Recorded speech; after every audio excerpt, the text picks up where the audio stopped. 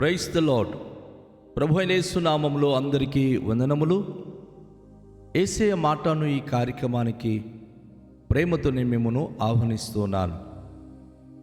ఈ దినము లూకాసు వార్త 23వ అధ్యాయము 8వ వచనం నుండి 12వ వచనాల వరకు ధ్యానించుకుందాం. హేరోదు యేసును చూచి మిక్కిలి సంతోషించెను.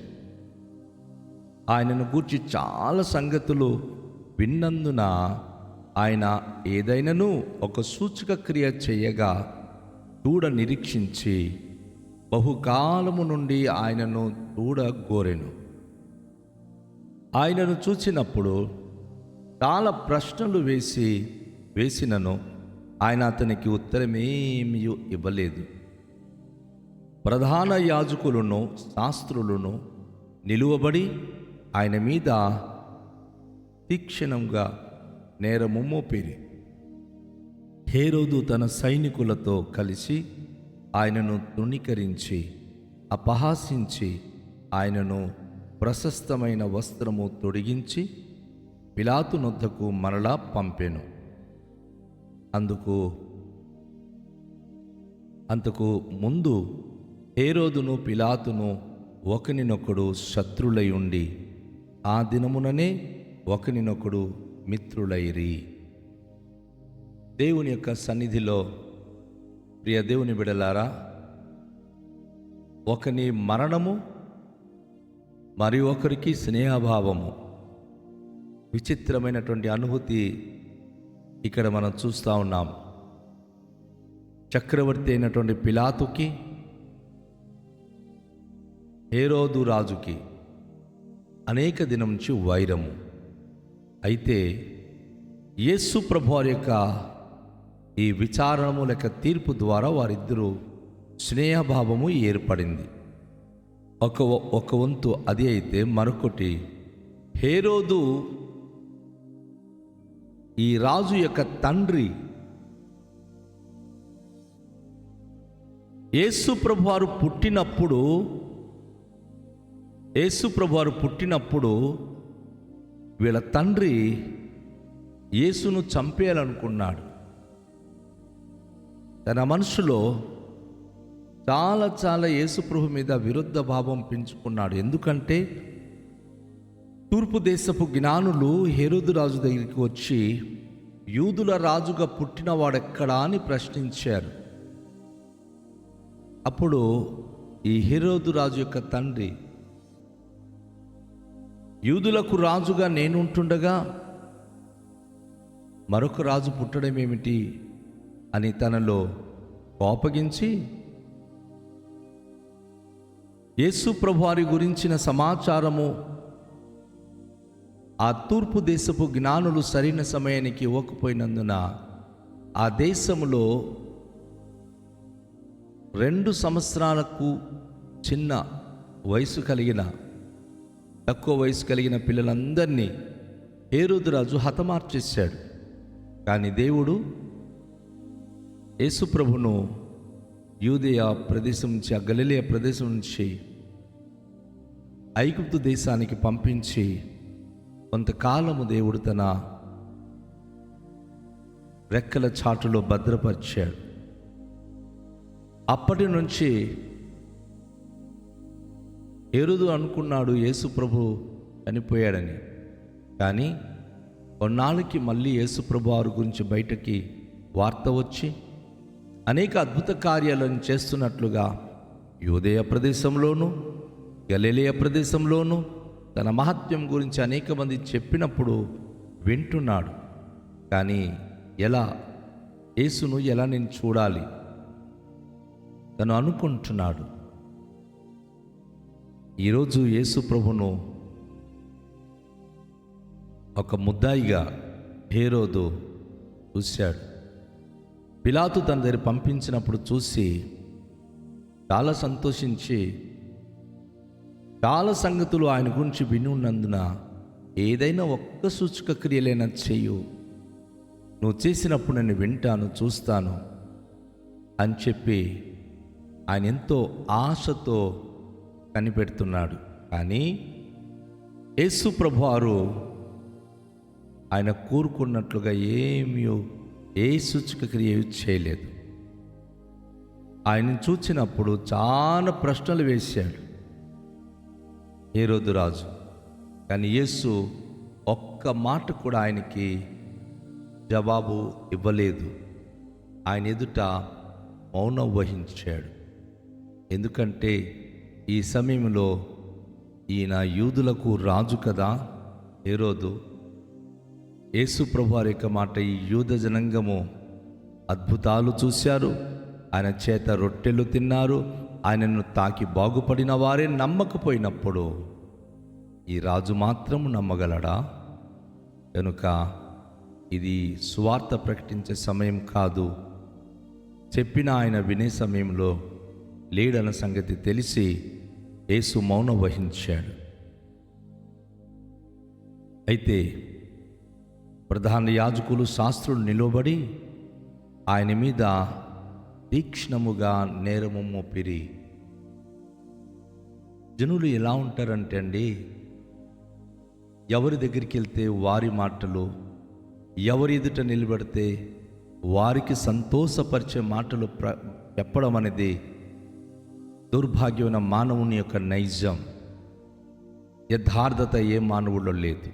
సొలొమోను మహారాజు అంటాడు, దేవుడు యథార్థవంతులుగా నరులను పుట్టించడు, కానీ ఎంత గొప్పోడైనా సామాన్యుడైనా, ఎంత ఉన్నతమైనటువంటి వ్యక్తి అయినా, ధనవంతుడైనా సామాన్యుడైనా అందరూ వివిధమైన తంత్రములు కల్పించుకొని జీవిస్తున్నారు. ఇక్కడ ప్రధాన యాజకులు, శాస్త్రులు, పెద్దలందరూ కూడాను హేరోదు రాజు దగ్గరికి వెళ్ళి తీక్షణము అనగా భయంకరమైన పచ్చి అబద్ధాలు నేరము మోపుతూ, పిలాతు చక్రవర్తి దగ్గరికి వెళ్ళినప్పుడు ఆయన ఎదుట వేరే నేరం మోపారు. హేరోదు రాజు దగ్గరికి వచ్చినప్పుడు ఈయనకి కోపం వచ్చేటటువంటి దారుణమైన నేరములు తన ఎదుట మోపడం ప్రారంభం చేశారు. లేనిపోని అబద్ధపు మాటలు వారు ప్రకటించినప్పుడు హేరోదు తన సైనికులతో కలిసి ఆయనను తృణీకరించి, అపహాసించి, ప్రశస్తమైన వస్త్రములు తొడిగించి మరలా పిలాతు ఎదుకు పంపించేశాడు. ఇంతమంది కాకులుగా కూస్తూ ఉంటే ఏ వ్యక్తి మనసైనా చెదిరిపోద్ది. వీరి తండ్రి యేసు ప్రభును చంపాలనుకొని ఆయన గుడ్డివాడై చచ్చిపోయాడు. అప్పటి నుంచి తన కుమారుడైన ఈ హేరోదు చక్రవర్తిగా పరిపాలిస్తున్నప్పుడు యేసు ఇదిగో మరలా వచ్చాడు, ఆయన పని చేస్తున్నాడని విన్నాడు, కానీ తను చూడలేదు. ఇప్పుడు చూడాలనుకున్నాడు, కానీ జ్ఞానులైతే ఆయన యూదుల రాజుగా ప్రకటించి వచ్చారు. కానీ ఇప్పుడు పట్టుకున్నవారు ఎవరు?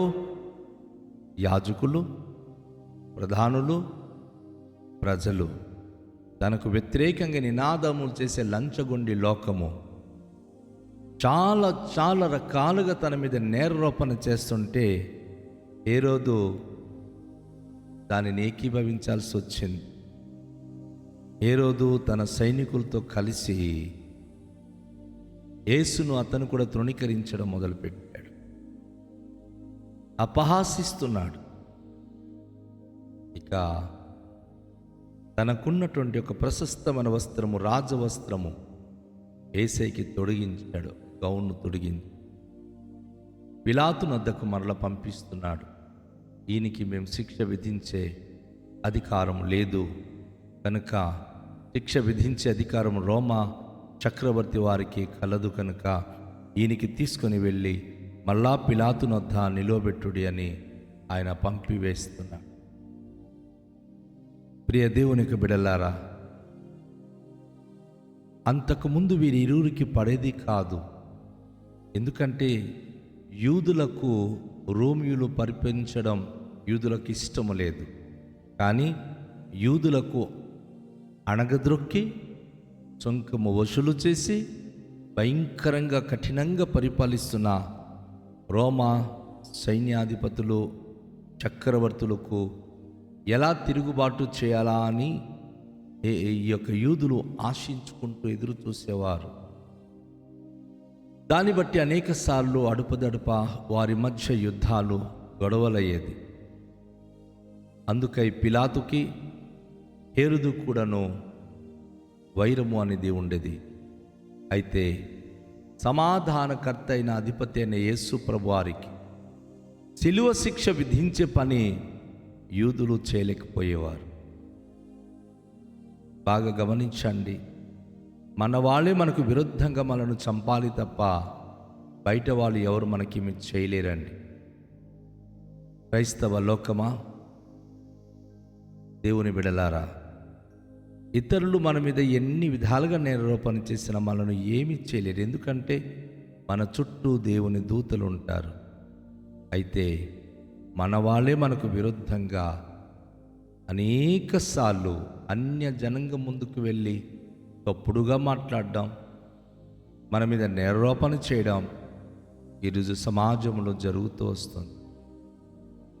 దారుణమైన పరిస్థితులు, పరిణామాలు చోటు చేసుకుంటుంది.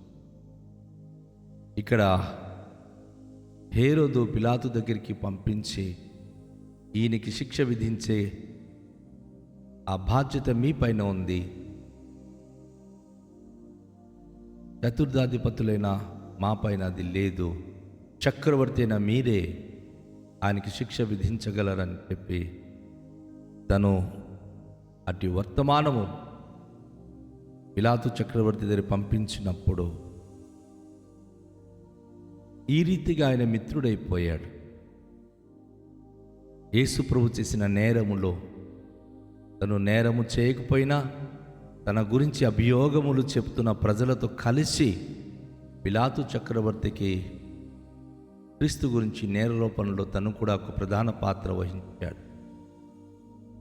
ప్రియ దేవుని బిడలారా, మనకు విరుద్ధంగా వెళ్ళిన ఏ ఒక్కరి గురించి మనం భయపడొద్దు.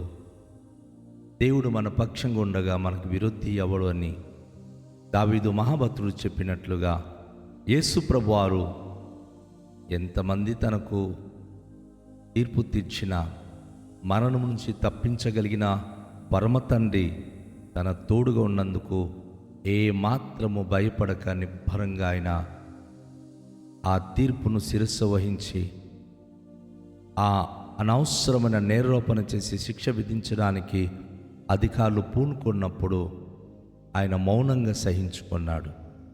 నా సోదరి, నా సహోదరుడా, నీ మీద వచ్చే అభియోగాలు, నీ మీద విరుద్ధంగా మాట్లాడుతున్న వారి మాటలు నీ చెవిని పడినప్పుడు నువ్వు దేవునికి అప్పగించి మౌనం వహిస్తున్నావా? దేవుడిని పక్షంగా గొప్ప కార్యములు చేస్తాడు. తలలోంచుకొని ప్రార్థన చేద్దాం. మికిలి దయగల తండ్రి, మీకు వందనాలు. ఈ ఉదయకాలములో మీరు మాతో మాట్లాడిన మాటల కొరకు కృతజ్ఞతలు చెల్లిస్తున్నాం.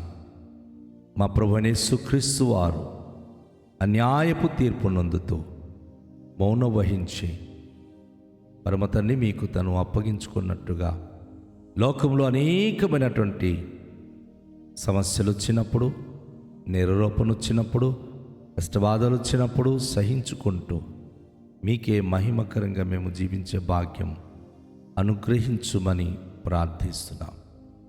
మీ యొక్క కృప, మీ కరుణ, మీ కటాక్షం మాకు దయచేయమని, మహిమ ఘనత ప్రభావములు మీరే పొందుకునమని నజరేయుడైన యేసు నామములో ప్రార్థిస్తూ వేడుకొనుచున్నాము పరమ తండ్రి. ఆమేన్. అందరికీ షాలోం. ప్రభు మనను దీవించునుగాక.